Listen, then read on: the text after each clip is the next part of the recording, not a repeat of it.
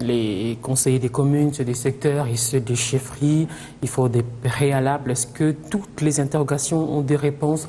Ce 10 décembre déjà, il faut déposer les listes des candidats pour ces élections locales. Votre parti est déjà prêt? Je vais y arriver, laissez-moi juste une seconde. Ne reculez pas, parce qu'on est vraiment pris par le temps. Nous n'avons pas fait des promesses, parce que ce n'est pas l'heure des promesses. Les promesses, on les fera à travers notre programme en 2016. Et deuxièmement, en matière de démagogie, allez demander à Papa Kengo et à autres Lissanga Bonganga ce qu'ils ont entendu aux concertations et vous diront qu'ils attendent toujours le gouvernement de cohésion. Ça fait encore une énième promesse non tenue. Quand je vous parle leadership, vous voyez de quoi je parle. D'après vous, ils se sont fait rouler. De nouveau, oui, okay. Comme les autres. Alors, les élections locales. Pour les élections locales, nous avons tous les préalables sont... Madame, ça c'est... Il faut vraiment, je ne sais pas, il ne faut pas sortir du pied d'un ange, pour ne pas utiliser une autre expression que vous voulez bien imaginer, pour comprendre que c'est dans l'ordre des choses, excusez-moi l'expression, infaisable.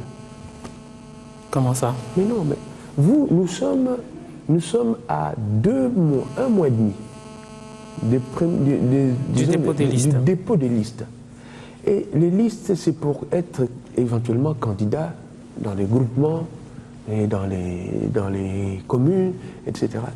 Et il faut un budget pour ça. Vous avez vu, madame, le budget, le montant, les demandes formulées par la CENI à ce stade-ci par rapport à ce que le gouvernement a décaissé? Selon la CENI, chimérique, madame. Les demandes de budget ont été faites au gouvernement. Formulées, madame. Mais ce gouvernement, c'est quel gouvernement, madame? C'est le gouvernement qui aligne, qui promet aux Congolais de leur donner de travailler sur la base d'un budget de 8 milliards de dollars en 2012 comme en 2013 et qui n'arrive toujours pas. Il s'arrête à 4 milliards. Et ce gouvernement, donc, madame, quand il promet encore 9 milliards en 2014, il ne le fera pas parce qu'on ne sait pas sauter. Non, c'est pas indépendamment de ça, madame. L'UNC est prête avec ses listes. C'est pas indépendamment de ça. Le problème, c'est quand nous demandons un dialogue parce que nous voulons un consensus sur un calendrier électoral, nous ne parlons pas en l'air. Nous savons que ce gouvernement a les caisses vides. C'est pas pour rien qu'il prend l'argent du porte-parole. Vous y croyez à ces élections locales? Vous y croyez à ces élections locales en juin 2015? Parce que nous savons que tout cela, madame, il y a une loi électorale. Il y a des projets de loi qui ont été déposés au niveau de l'Assemblée par ce gouvernement. Il y en a 4, dont un projet porte sur la révision constitutionnelle. Et vous voyez, après Burkina Faso, avec tout ce que nous faisons comme pression, avec ce qu'il y a derrière la tête de la population, nous amener, parce que c'est cohérent. Ce que Malou a fait proposer au gouvernement, en tout cas, ils sont copains.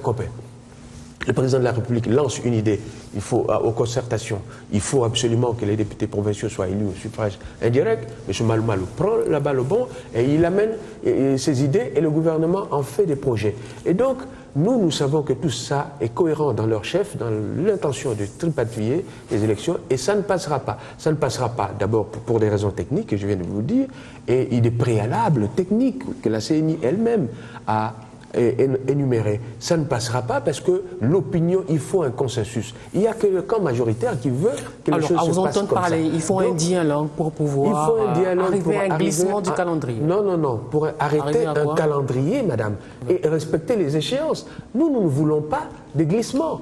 Et ça, c'est la technique de la majorité qui pense qu'il faut un recensement, même M. Mloumanou là-bas, enfin un recensement qui va amener toutes les élections à être retardées, comme ça il conserve le pouvoir. Non, nous sommes dans un état de droit, nous voulons que tout le monde, à commencer par le président de la République, dont c'est la principale mission, respecte la Constitution et donc qu'il laisse les députés provinciaux être élus directement par le peuple. C'est un droit de la population, comme le droit qui leur est reconnu d'élire le président de la République et le député national. Ça, ce sont des droits. On ne peut pas retirer ça. Et ça, c'est ce qu'ils veulent retirer au peuple, alors que l'article 220, alinéa 2, l'interdit. Donc, nous disons, c'est des chimères. Ils ne sont pas prêts, ni la CENI, ni le gouvernement, parce que le gouvernement, il n'a pas de pognon. Pourquoi il n'y a pas de pognon? Parce qu'on n'arrête pas, le coulage des recettes continue, et on n'arrête pas les voleurs. Les voleurs continuent. On nous avait dit que les prisons seront remplies. Il y avait même une expression là dans un discours. Les portes des prisons sont ouvertes. Les portes seront largement ouvertes, madame. Regardez comment elles se referment. Okay.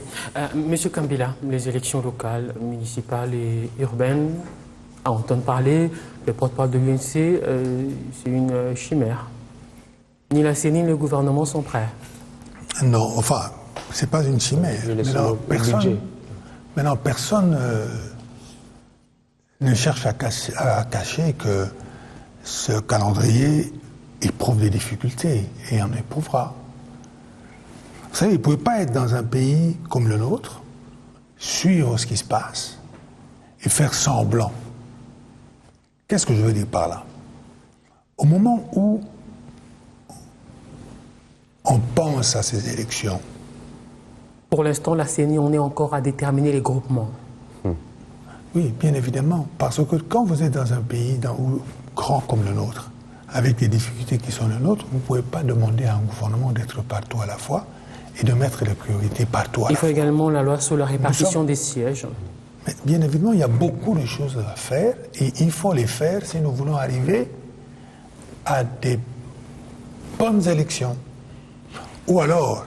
Voilà pourquoi il dit qu'il faut un consensus, un dialogue, c'est ça? Oui. Il dit qu'il faut un dialogue. Mais qui refuse le dialogue? Qui a refusé le dialogue? Pour le moment, le premier dialogue, c'est eux qui l'avaient refusé. Mais le leur aujourd'hui, le dialogue qu'ils demandent, ils n'ont pas encore obtenu une réponse, mais qui ne disent pas que tout le monde l'a déjà refusé. On leur a appelé aux concertations nationales, ils auraient pu venir et mettre ces choses sur la table, ils ont refusé. C'est eux qui ont refusé le dialogue, c'est pas nous. Bon, maintenant qu'ils ont compris... Ils ne voulaient pas d'un dialogue sous la forme des concertations nationales, c'est ça? Vous le voulez sous quelle forme? Oui, madame. Avec un médiateur étranger? Nous sommes heureux de constater que... un facilitateur étranger? Non, je suis heureux de constater que M. Kambila puisse en arriver à penser qu'une deuxième rencontre, un deuxième dialogue soit envisageable en dehors de leur dialogue à eux. C'est-à-dire ce congrès PPRD-BIS qui est constitué, les concertations dont on connaît les résultats. Vous avez mis le pays en retard. On a mis le pays en retard. Si vous avez compris, donc il veut me dire que d'avoir compris trop tard ce que nous proposons nous met quand même dans la responsabilité, nous, de supporter les conséquences. Alors que si vous nous avez écouté, c'est ce que je dis. L'homme prudent voit le mal de loin. Nous avons. Mais vous ne l'avez pas vu. Madame, on vous a proposé un dialogue, vous avez refusé de venir. Pourquoi? Et aujourd'hui, vous proposez le même. Je pense qu'on va me donner le temps que vous me prenez là. Il ne voulait pas du dialogue sous votre forme. Vous le dialogue comme sous le format défini par les instruments juridiques internationaux qui l'ont explicitement recommandé. L'accord cadre d'Addis Abeba, la résolution 2098. Je rappelle, souveraineté, c'est beau de parler souveraineté, mais quand il s'agit d'aller quémander de l'argent au Fonds monétaire international, et quand il s'agit de... C'est notre droit d'aller prendre quand il s'agit d'aller chercher les forces d'intervention... C'est notre droit de demander de l'aide internationale militaire. Je suis heureux. C'est notre droit. Je suis heureux de vous entendre dire ça. On ne parle pas de quémander dans ce cas-là.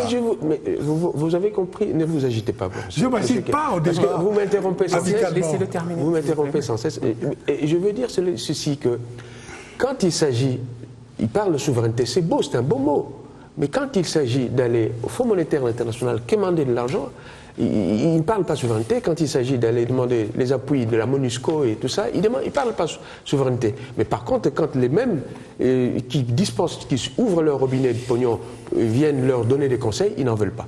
Pour revenir un peu au dialogue, nous avons dit le format, c'est celui recommandé et préconisé par les instruments juridiques internationaux, à savoir l'accord cadre signé par M. Kabila au nom du Congo et la résolution 2098 initiée par M. Kabila lui-même et le président Kabila et décidé par le Conseil de sécurité. Rappelez-vous, madame, qu'ils sont partis à Kampala pour discuter avec le M23 pour la guerre. Ok, on a quasiment terminé. Je précise seulement, ils sont partis pour la guerre, madame.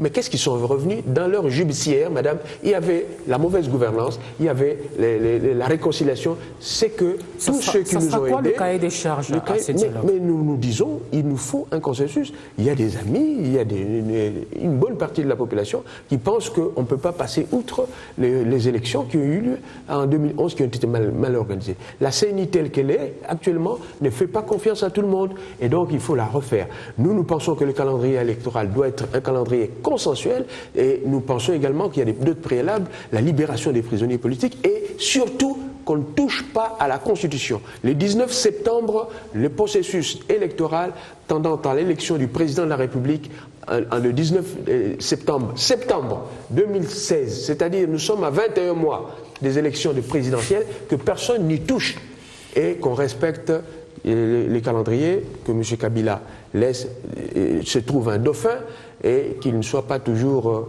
l'objet des désirs, parce que ce dont le peuple a besoin, c'est le désir de changement. Monsieur Kabila, pas question d'aller au-delà du 19 décembre 2016. C'est un Congolais, il a le droit d'avoir des souhaits, des désirs, il a le droit de proposer des limites. Mais mon ami Jolino, malheureusement pour moi, n'est pas encore dictateur de ce pays. Il ne fait pas confiance à la commission électorale. Il ne fait pas confiance à la commission électorale pour établir des listes fiables. À la Constitution. Je fais confiance à ma Constitution. Mais c'est son droit. Mais une fois de plus, c'est son droit. Mais en démocratie, le droit n'appartient pas seulement à ceux qui crient le plus fort. Ce pays n'est pas composé que de militants de l'UNC. Il y a d'autres personnes. Pour décider dans ce pays, on doit prendre l'avis de tous au travers des mécanismes prévus. Il existe des mécanismes prévus, il existe des institutions prévues. C'est pas parce que l'UNC dit voilà la position que tout le monde doit aller s'agenouiller et faire cela. Non, ce sont les organes en place qui décideront de ce qui sera fait dans ce pays. S'il est nécessaire de dépasser la date du 19 septembre, elle sera dépassée. Ce qu'il faut dans ce pays, c'est qu'il y ait la paix, la stabilité et une démarche assurée, j'insiste là-dessus, une démarche assurée vers des élections acceptables par tous. Pour que ce pays continue de vivre. Alors mieux vaut de bonnes élections au-delà du 19 septembre 2016. Le vrai visage de la majorité présidentielle, qu'on essayait de nous cacher, et donc eux ils disaient qu'on nous prête des interventions. Le vrai visage, il commence à venir. Vous avez vous-même reconnu tout à l'heure que la mise en place est lente, lourde et difficile. Il y a énormément de préalables. Il faut de l'argent, il faut des lois. Non, madame, attendez, je ne veux pas mélanger. Je termine avec ça. Je dis, peuple congolais, vous venez de vivre en live la vraie position de la majorité, comment elle est en train d'évoluer, et c'est ce que nous craignons. C'est-à-dire, ils savent que politiquement, ils sont honnis par la population. Ils ne peuvent plus aller faire campagne en brousse ou en ville pour vendre du kabylisme. Ça ne marche plus. Et donc, ils savent qu'ils vont être perdants. Et comme ils savent, ils doivent tricher. Et tricher, c'est entre autres glisser. C'est-à-dire faire que ces élections soient repoussées. Vous venez de l'entendre vous-même d'une des bouches autorisées de la majorité présidentielle. Nous disons, nous sommes dans un état de droit. L'état de droit, il n'y a pas quelqu'un, une seule personne sur 69 millions, 999 000 est con, et l'autre un seul. Non, nous sommes où là? Est-ce que c'est possible un compromis lors d'un dialogue? Oui. Oui, glissement. Madame. Non, pas de glissement, nous n'en voulons pas, madame. Nous n'en voulons pas. Même s'il y avait un dialogue. Il n'y a pas de glissement possible, madame. C'est-à-dire, la première des choses, c'est rappeler quand même au chef de l'État, d'une manière courtoise, et naturellement, qu'il est le garant du bon fonctionnement des institutions et surtout du respect de la Constitution. La Constitution a prévu des délais butoirs. Il ne faut pas qu'on vienne nous dire qu'après moi, c'est le déluge. Non, on a connu ça. Même Compaoré, personne, il n'y croyait pas lui-même. Il croyait que le peuple allait le suivre comme des moutons de Panurge. Non, madame, il n'y a pas. Ceux qui rêvent de désir de Kabila, ils n'ont qu'à aller lui dire, Monsieur le Président, nous vous aimons beaucoup, nous vous aimons, votre façon d'être et tout ça, mais ce dont le peuple a besoin maintenant, c'est le désir de changement conforme à notre Constitution. Et ça, les gens, on comprend maintenant qu'ils veulent glissement parce qu'ils sont aux abois, madame. Ils ne veulent pas aller aux élections, aux échéances convenues. Quant au problème de l'argent, la communauté internationale nous promet de nous aider Et eux, ils veulent chasser la communauté internationale, aussi bien la MONUSCO que ceux qui veulent nous prêter concours pour les élections. Vous avez dit, madame, vous-même ici, et lui-même vient de le reconnaître, pour les élections municipales, urbaines et locales, c'est compliqué, c'est difficile. Mais ils veulent en faire des préalables pour qu'il y ait un glissement.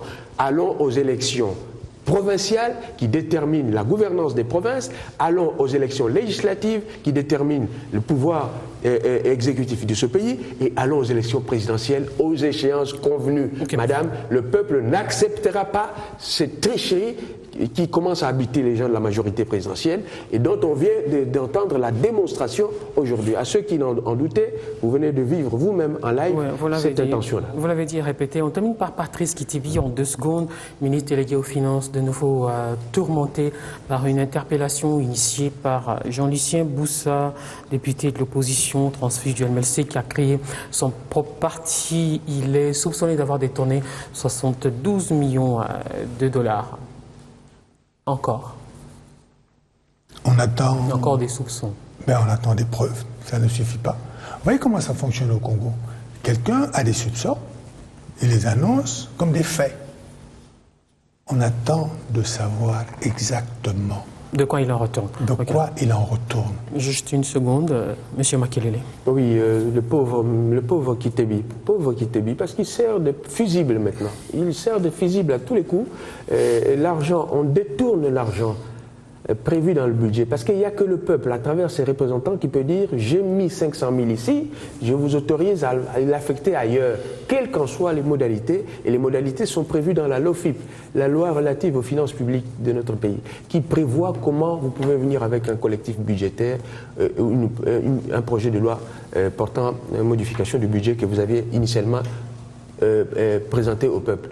Si on commence maintenant à chipoter, ce budget, il est frappé d'insincérité, le taux de croissance, il est à 8,5, il n'atteindra jamais les 2 chiffres, et pauvre Kitebi, lui, il doit assumer tout cela.